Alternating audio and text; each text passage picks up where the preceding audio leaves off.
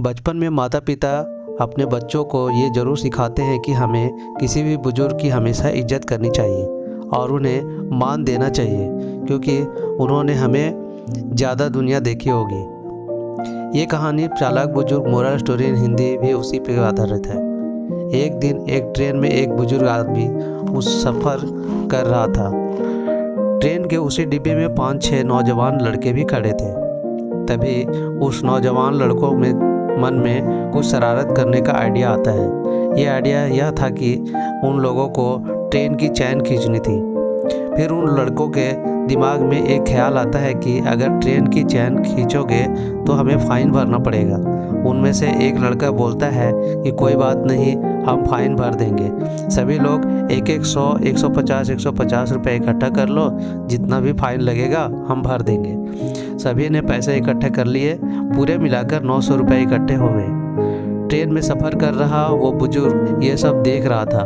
फिर उन लड़कों के मन में आता है कि क्यों ना हम कुछ ऐसा करें कि हम चैन भी खींच लें और फ़ाइन भी ना भरना पड़े। उसमें से एक लड़का बोलता है, हाँ मेरे पास एक आइडिया है जिसमें हम चैन भी खींच लेंगे और फ़ाइन भी ना भरना पड़ेगा। बाकी के सभी लोग उसे बड़ी आतुरता के साथ पूछने लगे, जल्दी बताओ ऐसा कौन सा आइडिया है तुम्हारे पास। उस लड़के ने कहा, क्यों ना हम ट्रेन की चैन खींच के उसका आरोप इस बूढ़े पे लगा दें। ऐसा करने से हमारे पैसे भी बच जाएंगे और चैन खींचने का मज़ा भी आ जाएगा। वो बुजुर्ग आदमी ये सब सुन रहा था। उसने इस लड़कों से ये भी कहा कि मुझे क्यों परेशान कर रहे हो, लेकिन ये सभी लड़के बोल रहे थे कि नहीं, हम तो परेशान करेंगे। इतने में एक लड़के ने चैन खींच दी। वो बुजुर्ग आदमी सोच रहा था कि जब तो कुछ हो ही नहीं सकता। वो चुपचाप बैठ गया। कुछ देर में ट्रेन की आखिरी ये और उन्होंने पूछा कि ये ट्रेन की चैन किसने खींची। उन सभी लड़कों ने कहा कि इस बूढ़े आदमी ने चैन खींचा।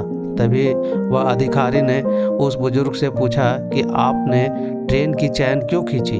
तभी उस बुजुर्ग ने उस अधिकारी से कहा कि इन लड़कों ने मेरे 900 रुपये छीनकर अपनी जेब में रख लिए, तो मैंने परेशान होकर ट्रेन की चैन खींच दी। उस अधिकारी ने तुरंत लड़कों की जेब चेक की और उन्हें 900 रुपये मिले, जो कि इस लड़कों ने इकट्ठे किए थे।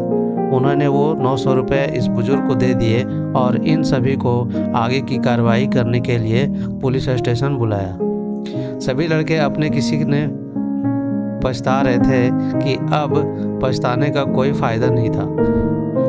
मोरल: हमें किसी बुजुर्ग आदमी को कुछ ना कुछ सीखना चाहिए, ना कि उन्हें परेशान करने के बारे में सोचना चाहिए, क्योंकि हम जो काम आज कर रहे होते हैं वो काम कई साल पहले ही कर चुके होते हैं। इसलिए हमें उनका आदर करना चाहिए। अगर आपको हमारी स्टोरी चालाक बुजुर्ग मोरल स्टोरी इन हिंदी अच्छी लगी है तो अपने दोस्तों के साथ शेयर कीजिए और कमेंट में ज़रूर बताइए कि कैसी लगी हमारी ये कहानी। तो मिलते हैं एक नई कहानी के साथ। तब तक के लिए मेरे चैनल को सब्सक्राइब कीजिए और तब तक के लिए धन्यवाद।